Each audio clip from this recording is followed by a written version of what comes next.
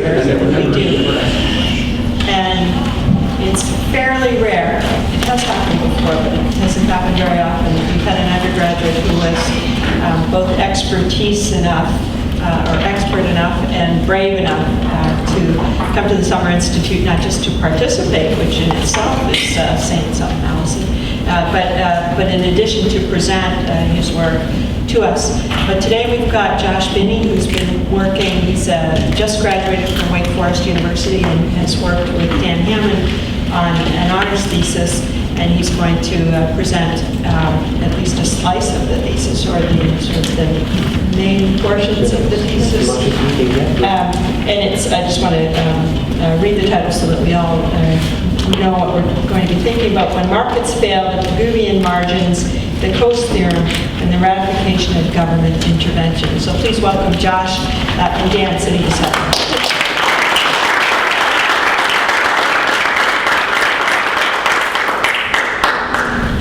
Josh is going to do most of the work here, but I just want to say a word about this project. I've had in mind several years, and actually tried it once and the student did not do a good job. Had in mind a project for a student writing Sandy and David's coattails on the Samuelson textbook treatment of Soviet growth. And my idea was to look at a textbook like Samuelson's textbook and see the definition of a public good and see the definition of market failure, and then go to textbooks and see how authors identify public goods and market failures, and see if the public good, the goods identified as public goods match up with the definition. So that was my sort of simple idea for Josh. But instead of suggesting that he read a textbook, I said, why don't you read Pigou? And he never came up, correct? He never got to the textbooks, and wrote a paper that is his conception, and I was just thrilled that he came up with this. So, well, it's really exciting to be here. This is my first conference of any kind, so it's really nice to be here, and I really enjoyed the paper so far. Deirdre, you've gotten me now to try to exercise the word mainstream economists everywhere in my paper, because we're going to be talking a lot about Samuelsonians, I guess, instead of mainstream economists or we. So if I slip up and say we, I don't mean me, and I certainly don't mean any of you. I mean these Samuelsonians. In modern welfare theory, the Samuelsonians naturally tend to think in terms of two divergent poles, obviously. On the one side, we have the neoclassical externality framework that was developed by Pigou in 1912 in his Wealth and Welfare, and in a more elaborated form in 1920 with the Economics of Welfare. On the other side, we have Ronald Coase's challenge to Pigou's marginal approach and the Coase theorem, which is often attached to it. Perhaps nothing is more demonstrative of the fact that welfare theory has centered on this binary relationship than the events of the dinner at Aaron Director's house that we actually talked about briefly yesterday in 1960, which I did actually go back to confirm that it was 1960. For those who are unfamiliar with the story, I think it's worth elaborating on just a little bit, because Ronald Coase, who was at that time at the University of Virginia, had been invited by Director to give a talk at the Industrial Organization Workshop that had been set up by George Stigler at the University of Chicago for 1960. Coase had recently been criticized pretty severely by many Chicago economists, including Director, for his paper on the Federal Communications Commission, which would eventually be expanded largely as a result of this dinner into the problem of social cost. And he said he would be happy to present at the workshop if he was also given the chance to discuss his FCC paper with most of the Chicago economists who had taken issue with it. Stigler, who would play a greater role in advocating the Coase theorem that was derived from this argument than Coase himself. In fact, we all know that Coase had a great distaste for it, summarized the party as follows, and I quote, "At the beginning of the evening, we took a vote, and there were 20 votes for Pigou and 1 for Ronald. And if Ronald had not been allowed to vote, it would have been even more one-sided." The discussion began. As usual, Milton, referring to Friedman, of course, did much of the talking. I think it is also fair to say that, as usual, Milton did much of the correct and deep and analytical thinking. My recollection is that Ronald didn't persuade us, but he refused to yield to our erroneous arguments. Milton would hit him from one side, then from another, then from another. Then to our horror, Milton missed him and hit us.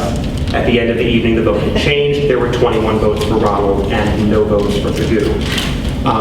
The fact that these men, some of the finest thinkers in their field, should have framed the discussion even then around these two poles, that they should have thought that the question was one of Pigou or Coase, demonstrates that the prevalence of this dichotomy in the current understanding of welfare theory, especially at the introductory level, which is what I'm most concerned with, is quite unexceptional. And the purpose of this paper really is to examine the life and lessons of Pigou's welfare analysis as it's been debated and modified for the last 90 years, and to try to understand how we arrived at this framework, the framework that we teach in 100-level classes, the framework of Pigou or Coase, of government interventionism or unfettered laissez-faire. When many of the commentators on either side of the debate tacitly acknowledged, and still do, that the realities of welfare analysis are system-specific, and that therefore Pigou and Coase, even the Coase of Stigler, are really two languages telling the same story.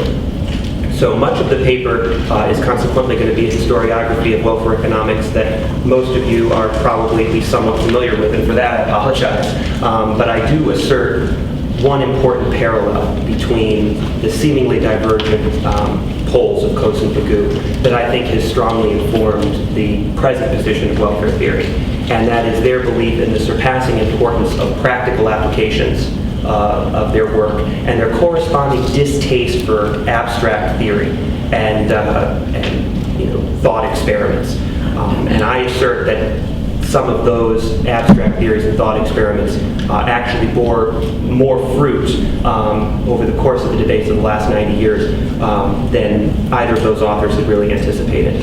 The disputes that followed both of their major contributions to the field are characterized, as we actually mentioned yesterday, by discord and misunderstanding.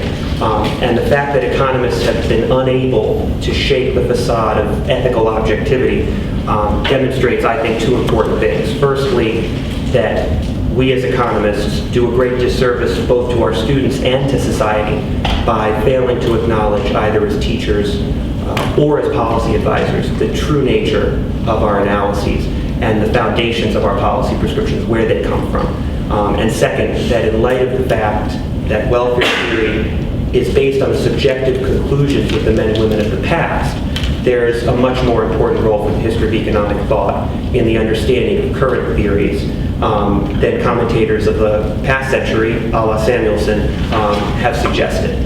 And I think that if we focus on the development of views and have a bit more respect for the differences between us, we can get back to what's been called the elusive bliss point that every commentator since Pigou has recognized, or at least grudgingly admitted to, but few have willingly embraced, and that is that economics is truly serious business, which requires not only heart and mind, but also humility, a willingness to sit down and discuss issues without the need for some sort of hero complex. So after a brief discussion of Pigou and the origins of welfare economics, I'm not going to get into much about the development of externalities in his discussion, because it would simply take days. I am going to divide my discussion really into the two distinct debates. Those over interpersonal comparisons of utility in the 20s, 30s, and 40s, and the second, those over externality theory in the wake of Coase's The Problem of Social Cost. And one more thing is that at the end of each of these debates, I think one of the important things that I've learned is that there were significant yet unheeded contributions made, interestingly enough, by very young and inexperienced welfare economists who were actually writing them as PhD dissertations. And these people actually ended up leaving the field because of their findings with respect to sort of the worthlessness of welfare economics if you do try to keep the ethics out of it. So I think that though these conclusions present what I like to think of as a liberating nihilism, something that allows us to focus on the things that really matter, to discuss the ethics, they did not appeal to the mainstream Samuelsonian thinkers who wanted to have their cake and eat it too. They really wanted to be objective scientists and saviors of public policy. They wanted to be free from political criticism, but they also wanted to be worthy of public praise. So moving on to Pigou, I don't want to spend too much time on him because many of us have already been introduced to Pigou, but I do want to talk just a little bit about the formation of his economic sociology, which I believe was influenced more by Alfred Marshall than some writers today, including Steve Medlin, would suggest. Marshall was, of course, very concerned with what Dave called yesterday realistic science. S.J. Chapman, who was one of his students in the 1890s, has said that, quote, there were two Marshalls, Marshall the theorist of genius and Marshall the economic watcher and social meliorist. Chapman said that Marshall's lectures were not only illuminating but inspiring, in that he made known to his students that he, quote, cared passionately that a knowledge of economics should be applied to bettering the lot of humanity, end quote, by providing analytical solutions to the real problems of economic life. Since he had taken up his post as professor of political economy in Cambridge, Marshall had been trying to modify the institutional structure of the economics faculty and to place men who were inclined to view economics as he was in important chairs. Pigou, who was tellingly attracted from the moral philosophy tracts at Cambridge, ended up becoming his ideal privatdocent. When he was given a lectureship paid for by Marshall in 1901, Marshall had actually received some extra funding, and he said, well, there's no better way for me to use this than to give Pigou a seat. And I think that's very important because it allowed Pigou, who was relatively unknown and inexperienced at the time, to make contributions to the literature that well surpassed his credentials, and I think really put him on the road towards wealth and welfare and the economics of welfare. In that book, the importance of realistic science over pure science is expounded everywhere. Pigou writes that economics is, quote, a positive science of what is and tends to be, not a normative science of what ought to be. But he also notes, almost in the very same sentence, that in realistic science, facts are not simply brought together, they are compelled by thought to speak. And he quotes Poincaré when he says that science is built up of facts as a house is built up of stones, but a collection of facts is no more a science than a collection of stones is a house.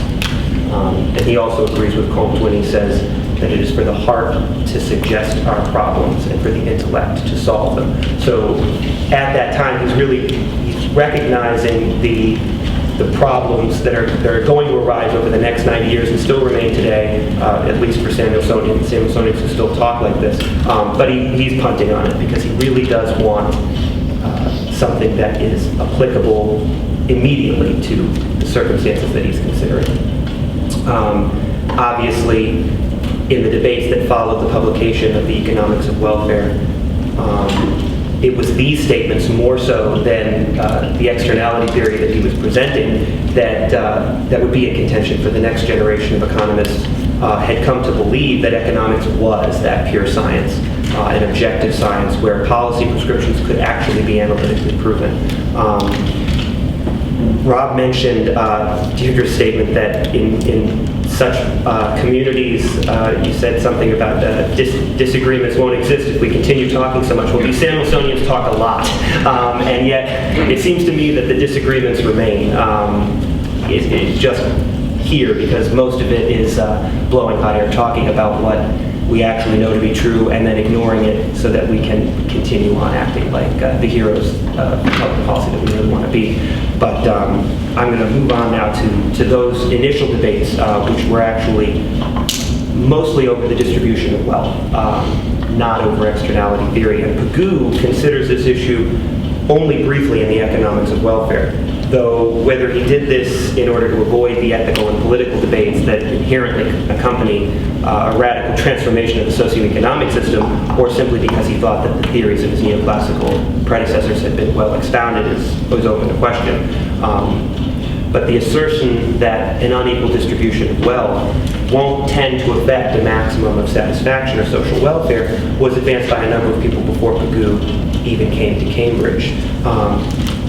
One notable exception being Edgeworth. I know that in your work, Sandy, Dave, there's been some mention of that Edgeworth actually did believe that the summing of individual utilities was a good idea, but he very much stressed that people were not equal in their ability to be satisfied, and thus that though we could sum individual utilities, we would actually want an unequal distribution as well. But people like Marshall didn't really subscribe to this, and they were trying to figure out whether or not we could come up with a maximorum of satisfaction by having some sort of a change in the distribution of wealth. And this is really where the debates kicked off.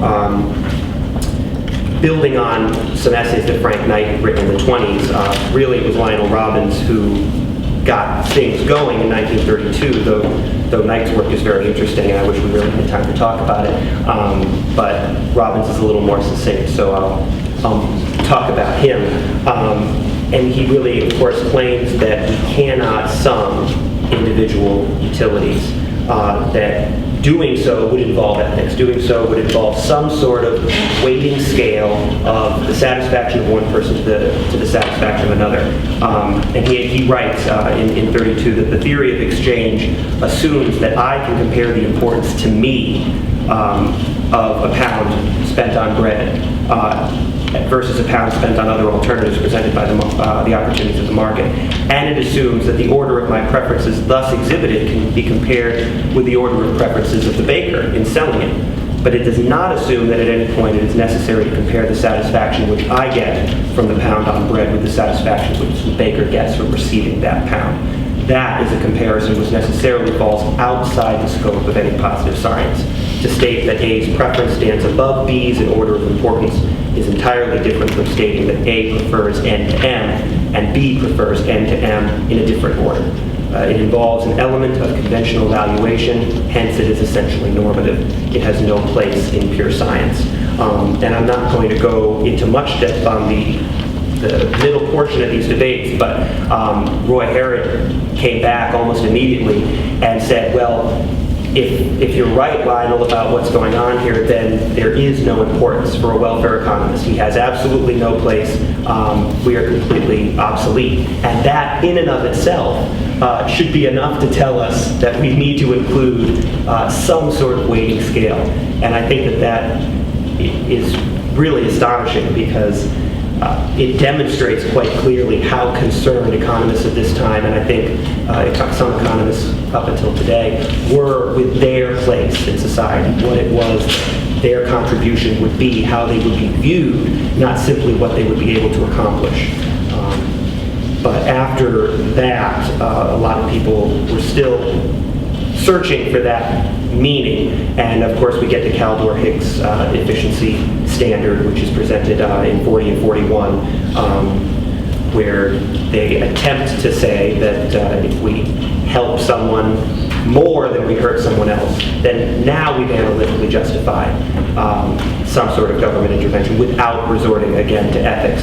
And interestingly enough, Hicks actually said that, let's see what he said here. He said that preferences would actually only be revealed after the decision-making process had occurred. And so he acknowledged that compensation tests only needed to demonstrate the possibility of compensation in order to have an efficient redistributive move. But then he admits that the prudence of such a move can only be demonstrated post facto. And so I don't know if at the time he was really aware of the fact that that admission would conflict a little bit with revealed preference theory, and that if we can only know after the fact, then we can't demonstrate the possibility, we have to demonstrate the certainty, so it has to go on faith.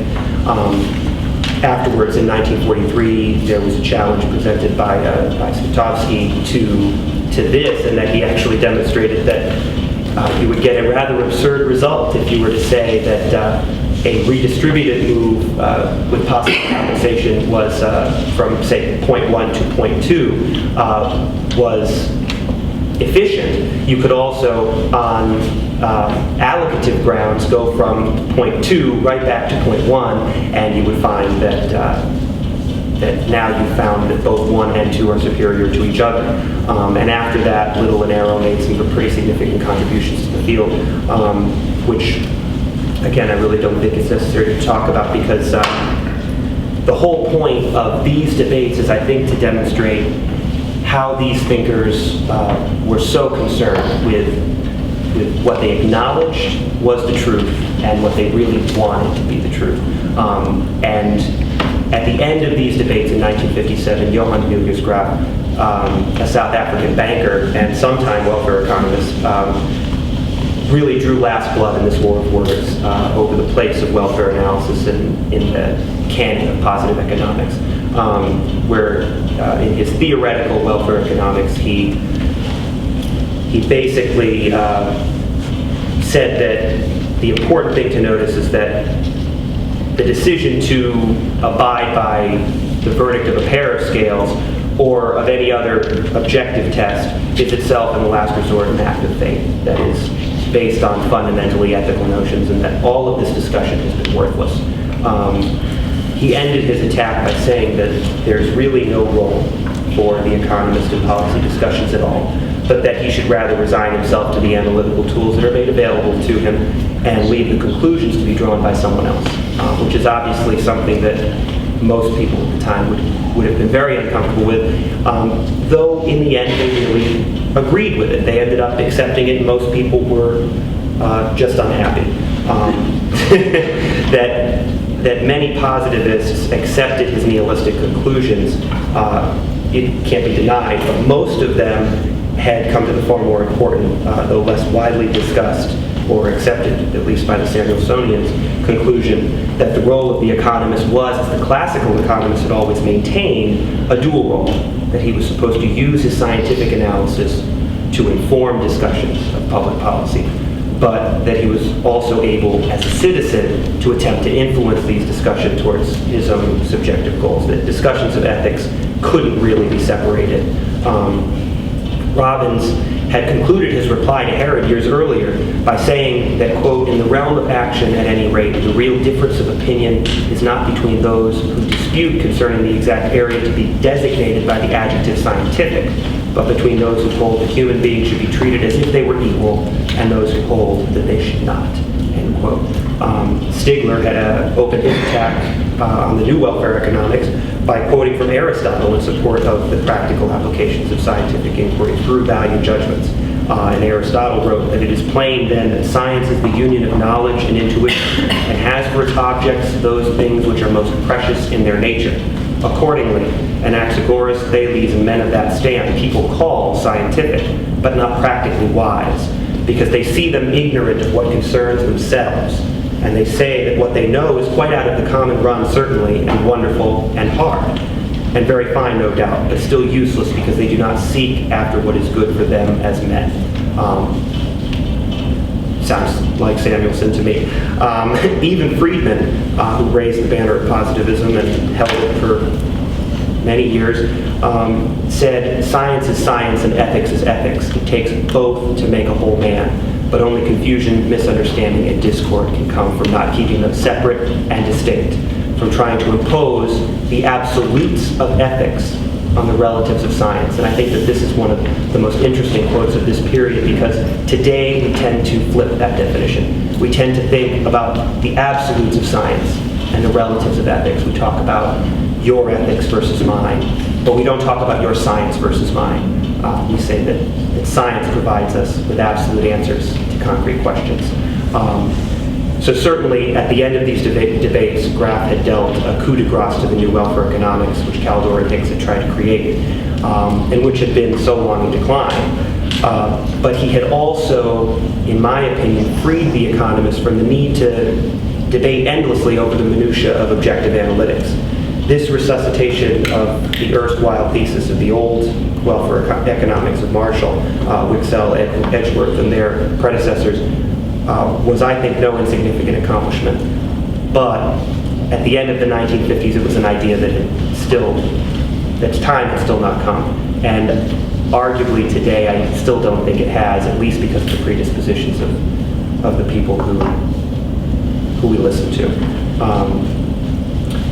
After this, we move on to the second series of debates, obviously, which arise from Coase and the problem of social cost, which I'm sure we're all very well aware of. So I'm going to move on from there. Obviously, what Coase was doing in the problem of social cost is to argue against the marginal approach of the Pigouvian framework and simply say that an approach of total social product was really what was needed. However, we take from that the most abstract concept possible, which is, I guess, a tendency of economists throughout history, is to just extrapolate as far as we can and see what we can come up with, and that's where we get the Coase theorem,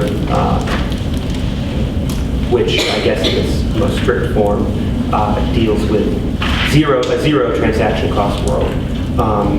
Coase himself, like Pigou years earlier, had really been unwilling to consider these types of questions, something so theoretical and abstract and just not applicable to the world that we see. He compared talking about a world of zero transaction cost to augurs divining the future by the minute inspection of the entrails of a goose. But one of the main points I think I'm trying to make here is that the consideration of the Coase theorem itself actually bears a little bit more fruit than what Coase himself was saying, which was simply that we need to focus on a total approach, because it actually provides an analytical proof of the justification of government intervention under specific conditions. Obviously, Buchanan, in his 1962 externality paper, which double mine, took this track and moved us sort of in that direction, talking about the theory and going into a more analytical definition of what externality is. And when we talk about the Coase theorem, we have to acknowledge that really the theorem is correct. There have been a number of attempts to refute it, and they have all failed miserably. The closest, I believe, was Sterrett's fundamental non-convexities in the theory of externalities, which was in 1972, but that paper left out the concept of perfect knowledge, which was itself part of a zero transaction cost world, and thus didn't violate the Coase theorem. And at the end of these debates, I come to the second relatively unknown thinker that I was trying to consider, which is Carl Dahlman, who was a PhD candidate at Yale, whose 1979 dissertation focused on these questions of the relevance of the Coase theorem in a zero transaction cost sense, not in the sense that some other writers have considered it. And he writes that ultimately the relevance of externalities must lie in the fact that they indicate the presence of some transaction costs. For if there were no cost of transacting, then the potential Pareto improvement could be realized by costless bargaining between self-interested economic agents. Identifying that culprit, he spends most of the rest of the paper trying to understand its nature by examining the welfare implications of a number of different types of transaction costs. And in the end, he comes to the conclusion that the assertion that externalities represent a deviation from an optimum allocation of resources implies that we as analysts consider ourselves in possession of superior information than what is available to the market transactors themselves. Because he demonstrates that in every case, except for a case of my not having perfect knowledge of my own circumstances, all externalities that arise in the marketplace are Pareto irrelevant. They're externalities that can't be internalized by anybody else if they can't be internalized by me. And once you accept that information itself is a transaction cost, that really means that all externalities are, in a sense, subjective judgments. The only way you can state that an externality exists is to state that you believe on faith that somebody else can solve the problem better than the people who are currently charged with solving it. You have to state that somebody knows of gains from trade that are available, of which the individual actors aren't aware. Calabresi eventually expanded on this, and that's really where the debates end, where he gives us a complete reformulation of the perspective from which we view welfare problems.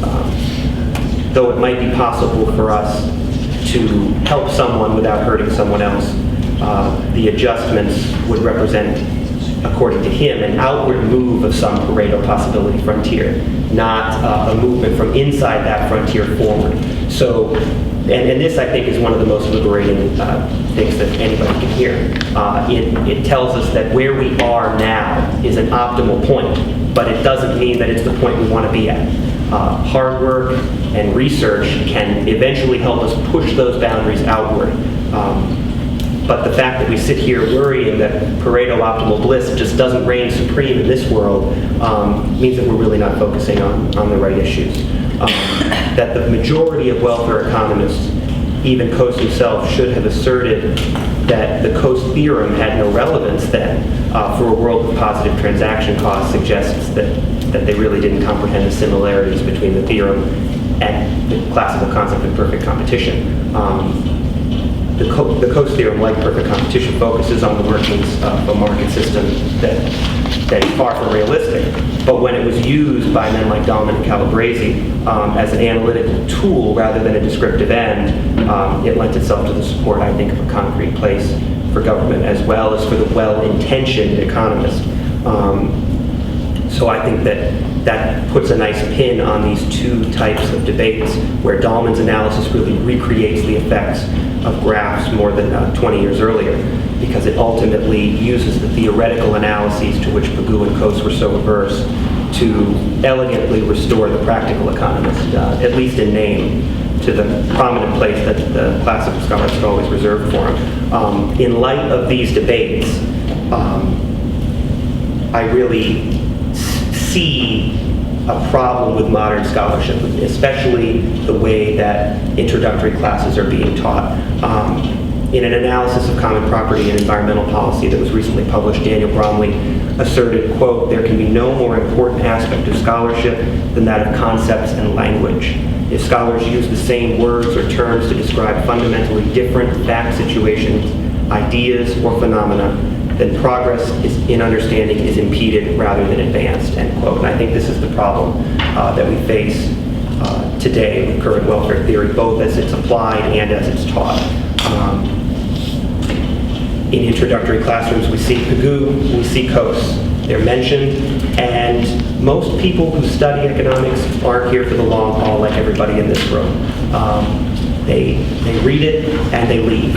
And that is what they take away. I have conversations every day with the people I tutor about these things, and they say, well, I've written on the board a marginal social cost curve and a marginal social benefit curve, and I see that marginal private benefits and marginal social benefits aren't in accord, so all I want to do is move that curve, which is exactly what Samuelson was trying to say when he looked at himself as God, that's what we can do. And I see a problem, a disconnect there. And if we were able to introduce students to the reality of these topics, I think it would go a long way. And then with respect to the economist as a public policy advisor, we run into similar problems where advice is presented not as something that is subjective and open to interpretation based on the different goals that people have, but it's presented as something that's analytically provable, which throughout all of these debates, everyone acknowledged was not the case. So I just want to give a quick postscript on this, on the importance, I think, of the history of economic thought, because this analysis draws parallels between Pigou and Coase, but it also says something, I think, about the importance of every other paper that's been presented here in helping us understand the world as it is, not just the world as it was. People like Samuelson have held the history of economic thought in continually declining regard for years, and they look at it as a type of antiquarianism. And people like Whitehead, who said that a science which hesitates to forget its founder is lost, and Say's declaration that the more perfect the science, the shorter its history. These demonstrate clearly that some of the greatest contributors to modern economics and mathematics hoped that their successors, we, would not bother much with its history, but would rather focus on the future. They have no problem indulging in interest in it. These conferences are great, but with a finite amount of time. They think that something really has to give. That's what Samuelson said. He said that graduate students in economics need at least 4 nights of sleep. It's a fact. And so something has to give in the economics curriculum. And what is it? It's the history of economic thought. That it has been more than 50 years since Samuelson looked forward to the mathematical social welfare function that would be the sine qua non of economic theory, and we're still in search of the requisite knowledge, suggests that he was too hasty in his conclusion. This historiography suggests not only that current theory was informed by the subjective judgments of economists of the past, but also that economists themselves are, as Mark Blau has said, as prone as anyone else to mistake chaff for wheat and claim possession of the truth when all they possess are value judgments. In such a world, I think the only way to avoid falling victim to the problems and misinterpretations of our predecessors is to ensure that we have a solid understanding not only of the theories of the present, but also of the role that the presumptions of the great men and women of the past have had in their formation. Thanks.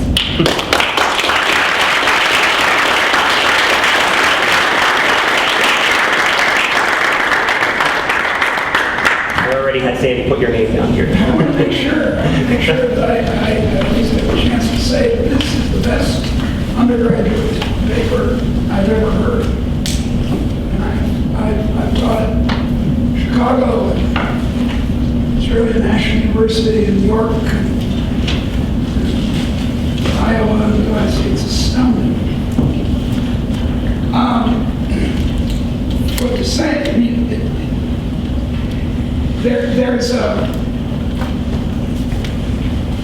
there's one more idea that might fit into your very interesting story. And that is the Harburger, Arnold Harburger. Ever heard of him? Al Harburger, we call him. And he and a few other folks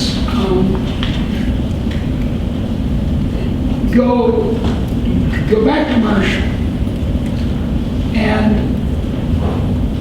seize again the idea of consumer surplus. And you can I show it in my intermediate price theory book from long ago, and lots of people have shown it, that if you believe in that a higher national income per head is a good idea, you've made the same assumptions that you need to make consumer surplus a correct measure of welfare. You understand what I'm saying? That there's no gap between the two. It's not as if consumer surplus is some special extra thing. It's that if you think that it's nice that Chinese national income is going up 10% per year in real terms, then you're authorized, so to speak. You've made exactly the same assumptions, that you need to do a consumer surplus analysis of the high dam that they've constructed in consumer surplus terms.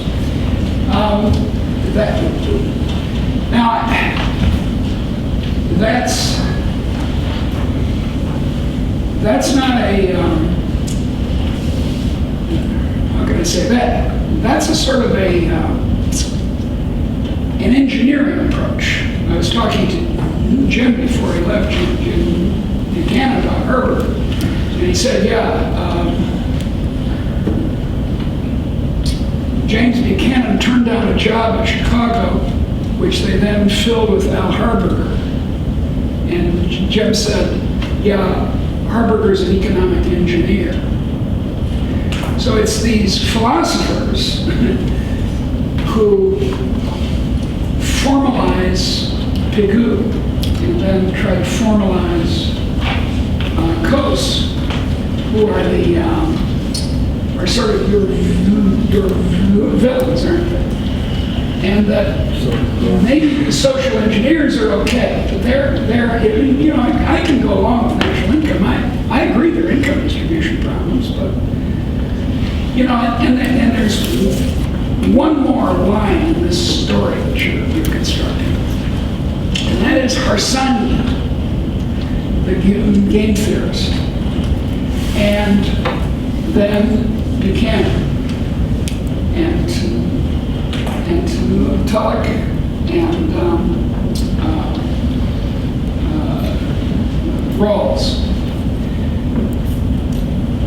A way of justifying egalitarianism, a dollar is a dollar, is to ask, before you're born, which society would you want to be in?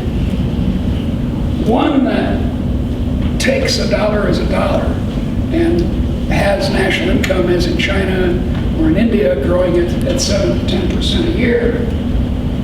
Or would you rather be in a society that, well, there's a classic statement by Hindu lawyers that Brahmins are entitled to 20 times more than, say, ordinary folk, because their capacity for enjoyment is so much higher, so much more elevated. So that's one way around this. So that there are a couple of suggestions. National income consumer surplus and the kind of society you want to enter, which would make a dollar a dollar. You're talking about veil of ignorance, the design system. Veil of ignorance, or veil of uncertainty, it's also called by Jim. And it's, well, I think I think you can justify the ordinary work of advising that economists do, but there is this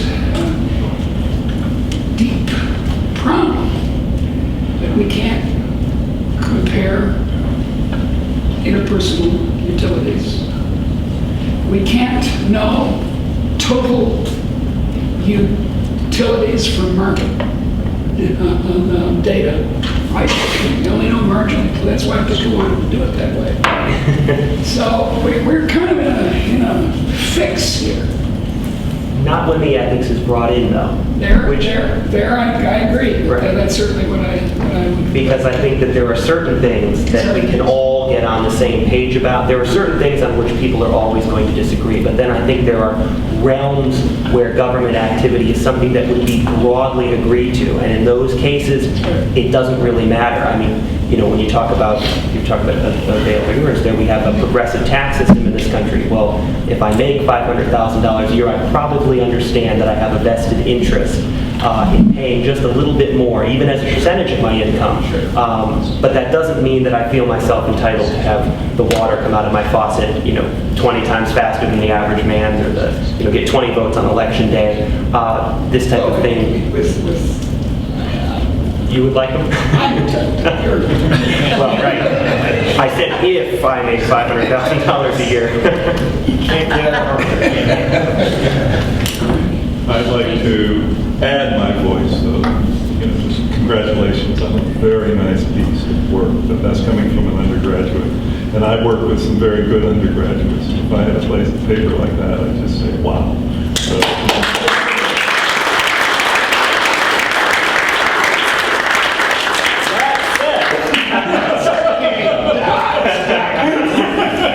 it's not a graduate paper. but it's worthy of, sort of discussion. You haven't known him very long. And I think a lot of the thinking you went through, I can see myself paralleling a lot of that, sort of trying to work through. And a lot of the direction I've gone has reflected the same type of thoughts that you had. And the reason I divide science and engineering is because for me that answered it. And I think it answered it for Robbins.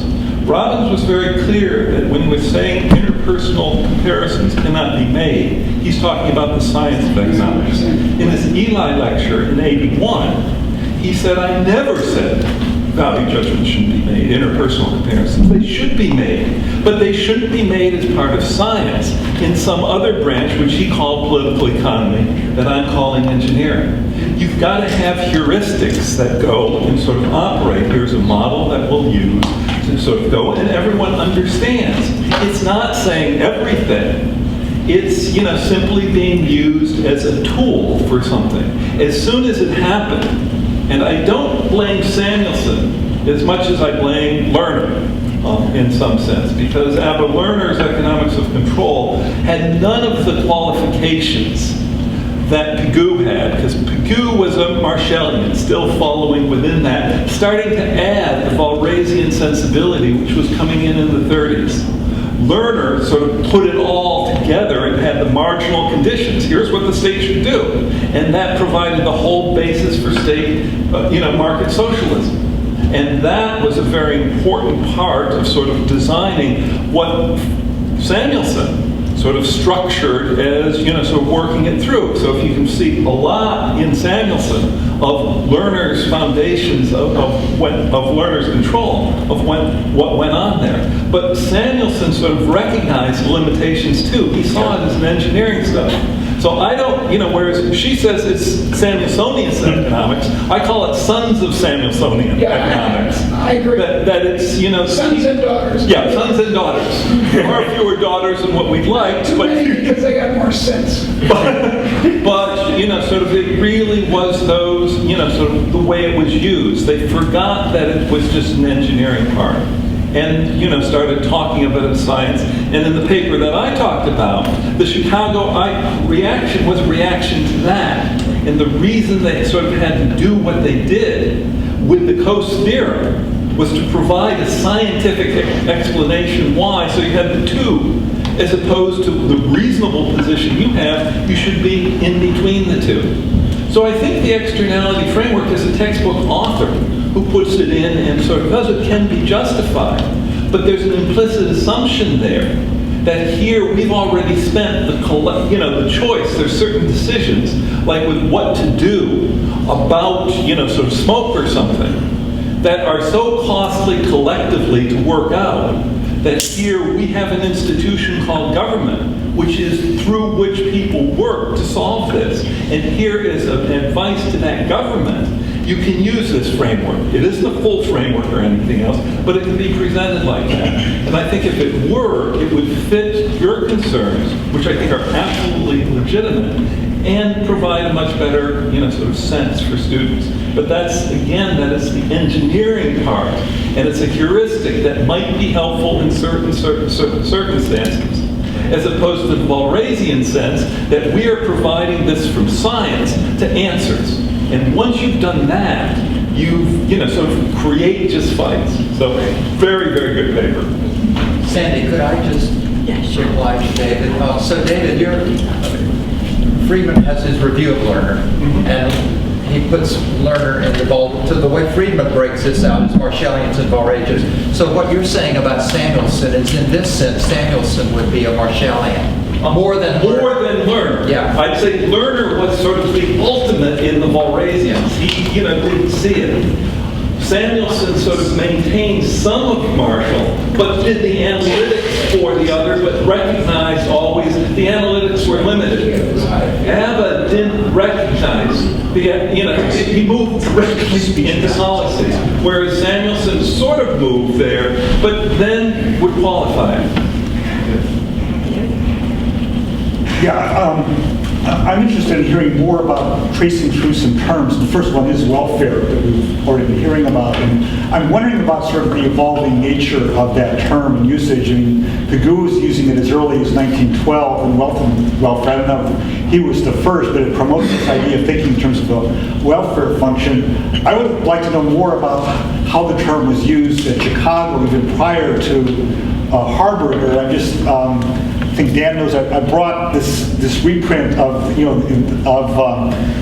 are Milton Friedman's notes from his 1947 price theory course, the second time he taught it, and he says there in the introductory part of the course, the ultimate purpose of the study is to improve social welfare. And Warren Samuels in his notes said, this is really pretty striking, you know, that Friedman is coming across sounding like a social planner. And then in the same volume, another one of the courses introduced here is D. Gale Johnson's course on income and welfare economics. And Johnson says this is a brand new course at the University of Chicago on welfare economics. And so then of course, there's what Harvard did after that. So I think there's a story to be told about how that played out. I don't know what Knight's reaction. It doesn't sound like He would hate it. so you know, raises that issue. So there's a story there. Some other terms that just quickly, and you mentioned the contrast with Buchanan is the term externality. I don't think, did Buchanan use that term? No. Because Buchanan in his 52 thing is talking about externalities. And it would be, and I've heard some people ask me, where did this term come from, externality? Another term that Friedman uses is neighborhood effects. And he uses that strikingly in his stuff on school choice and vouchers. And who introduced that term, or where was that used? Just one final point of ambiguity. You know, Deirdre may know this. You know, there are two Carl Dahlmans out there. There's an economic historian who studied with Leonhoffen, who went to the World Bank, and that's who I thought it was. And then there's a completely different one who I finally saw recently at a conference, who's the Carl Dahlman you're referring to. So you may want to just distinguish those two guys. Right. And I know Pigou, I believe, used external economies and diseconomies. So he did use external. Is the term that... And then it evolved into externalities. But not Coase. But not Coase. Right. And that term actually, as an undergraduate who really had no introduction to welfare at all, I really had to, start at square one. I'm looking at external economies and diseconomies and, thinking about production, obviously, like, Do you know the kind of evolved into externality from external? I can't say I do. I know that it, because with does that Makes sense, doesn't it? But I know that by the time that the debates over Coase were coming about, because that's when the focus was on externalities. As I was saying, really the focus wasn't there for a very long time, I don't think. I mean, after wealth and welfare, there was talk about returns to scale, which had been a pretty big part of the 1912 book, and of course Knight and Robertson and others had really hit Pigou pretty hard with that, so that's why that was, Clapping. Oh. But when you had the conditions, here were the marginal conditions for optimality. Right. As soon as you had that, the externality was what separated it. Yeah. So that's why I'm saying Lerner was so important, having specified here were the marginal conditions, and we can tell the state what to do by saying equate these marginal conditions. Yeah. As soon as you had that, anything that violated making those marginal conditions met was an externality. If you go back earlier, Marshall, talking about the costs that are external and internal to the firms. Right, that was totally different. He said that can only be used in a partial equilibrium, and we cannot make long lines of deduction. So here it can't be used in this broad sense of an externality in that sense, because an externality only has meaning within general equilibrium. So as people were bringing in this Walrasian general equilibrium, they suddenly saw here you can have these effects, and we can talk about them that we couldn't within the Marshallian framework. Still comes to Marshall. Thanks, Steve.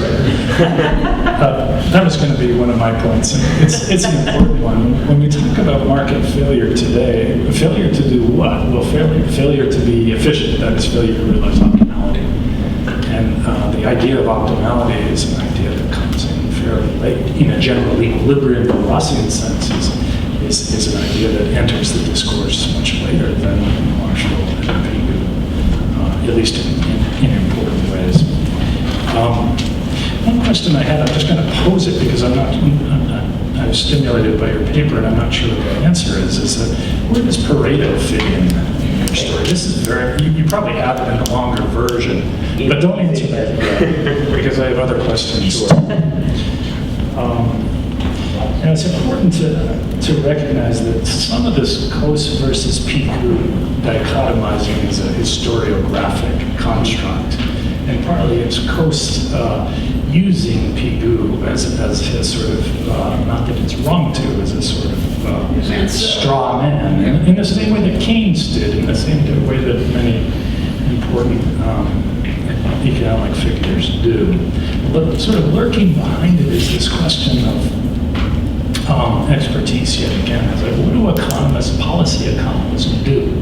And so Marshall, remember, is still trying to build a discipline. It's important to keep this in view, right? He's still trying to negotiate this tension between Mailerism on the one hand, making the world a better place, and also establishing the scientific bona fides of the field. And this is what the Americans are trying to do too. So there's this vast intellectual space between laissez-faire and state socialism with all these rival programs for what the state should do in the economy.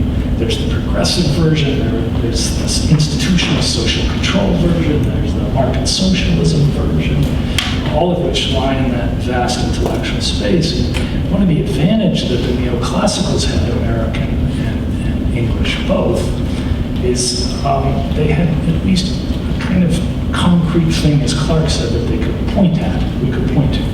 Namely, what economists do in the policy realm is to remedy what we would today call market failure, right? And that would be promoting competitive prices and wages, or making markets in a more modern sense.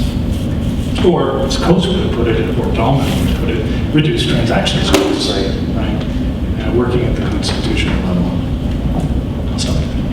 I think there's an interesting thing to be said for actually what Knight had lamented years later about what we actually do as economists, because I think he would say that what we're supposed to do is get rid of clear market failures and move us toward competitive prices and wages.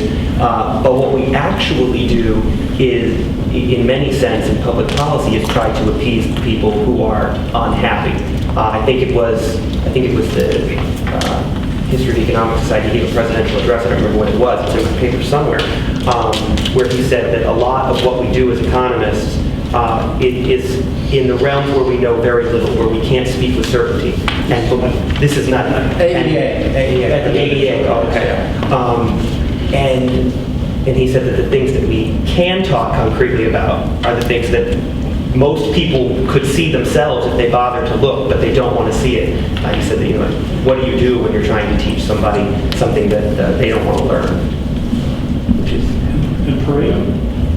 And Pareto fits in. I give him a paragraph right before I discuss the interpersonal comparisons of utility, because obviously he had thought, or most people would have thought, that his analysis would have solved the problem, but it only does it for a single distribution of resources. If you change the distribution of resources, there's a new Pareto optimal point, so that wasn't satisfactory. That's why the debates had to continue, is because we say, well, if there's a better Pareto optimal point, there's an infinite number of them, then how do we find which Pareto optimal point is the maximum maximorum of satisfaction?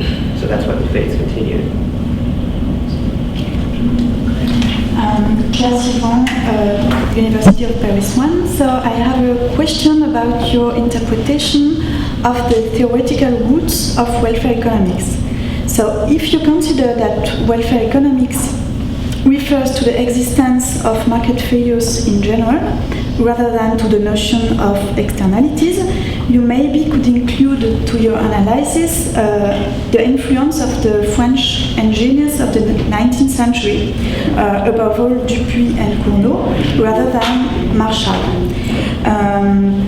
Facing the issue of natural monopoly, which is one of the first market failures, they suggest an optimal solution without resorting to a social cost function. So the solution is the economic calculation of losses and gains. And so it would maybe be beneficial for you to read the article of Manuela Mosca about the history of the concept of natural monopoly, published in the European Journal of the History of Economic Thought. But my suggestion is useful only when you have a broad definition of what is welfare economics. So. The consumer surplus stuff and supply and demand were embedded in France, not in Britain.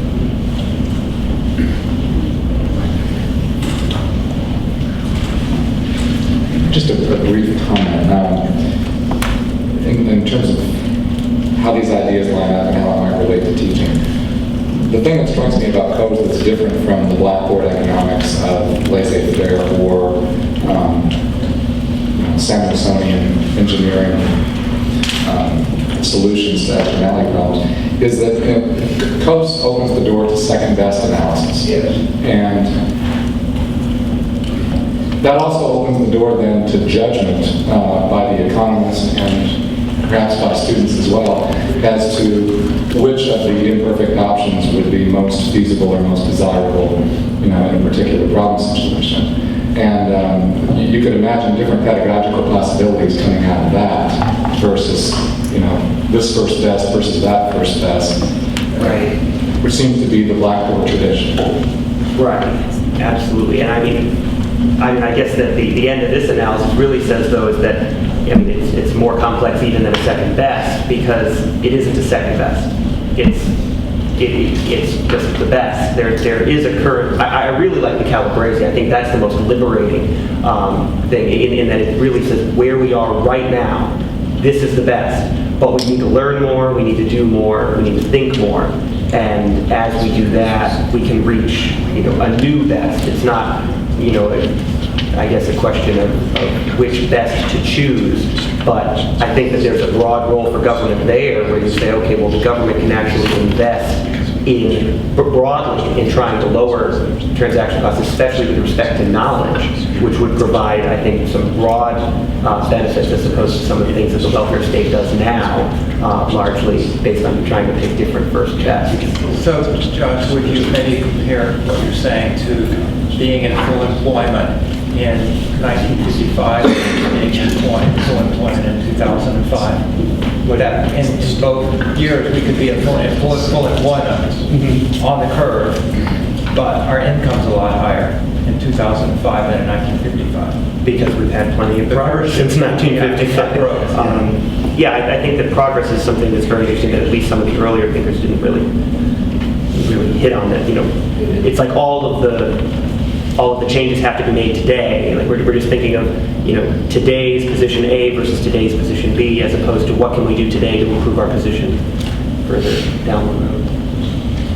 My comment lends also to the pedagogical element here, and perhaps when we talk about this, we have to remember to continue through to talk about option and dem sets and why should we expect that we're going to have efficient allocation to begin with, that everything is an externality until it becomes worthwhile to internalize it, and that you've got to have property in something. It has to be worth it to make it a property, right? And the whole story of the Pigouvians in the Northeast versus the Southwest. And in fact, he has a brand new article that That's right. it was very interesting where basically he says, I can't remember it, I only read it once, but the GU left something out and Coase corrected him, but Coase left something out and DemSets was coming in really saying that. I'm familiar. Yeah, it I think just came out in this year.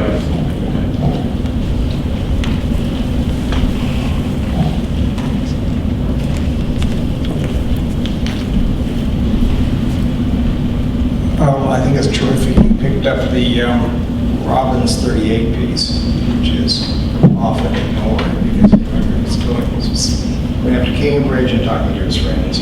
And that, I think, it's also important that Pigou picks this up. Pigou responds to Robbins via this article. And so that if you know that Robbins is up to the beverage pulling folks out of Germany, there's clearly where it's coming. It says 38. And so that the difference between his approach and his friends at Cambridge is largely terminological from Robinson's point of view. He wants to call this conventional or ethics. They want to call it scientific. Okay, they can just subscript the words. And everybody knows what they're talking about as long as they're in. The convention is shared between them, which it is, that everyone counts for one, and the Brahmin doesn't get 20 times the untouchable. As long as that's blocked, then the results go through. And so that's an amusing terminological difference, but the real fight is the one that's coming. And so I think that the sort of the background, sort of the background of Robbins and Beveridge and Arnese's pulling folks out of Germany is it's sort of a fact of what's going on, I think, is a way of reading how Robbins talks to his friends at Cambridge. Right, I think that's definitely true. I mean, you can certainly see it because, I mean, obviously, the criticisms are in 32, and he comes back in 38 when obviously we're much closer and it's much more definite that war is coming, and says, listen, the difference between us isn't on our obligations as human beings. It's simply on what we should call scientific. And, I think we could stop arguing about words for just a little while, at least to, focus on something a little bit more important when we happen to actually agree on the meat. Any other comments, questions? Thanks very much.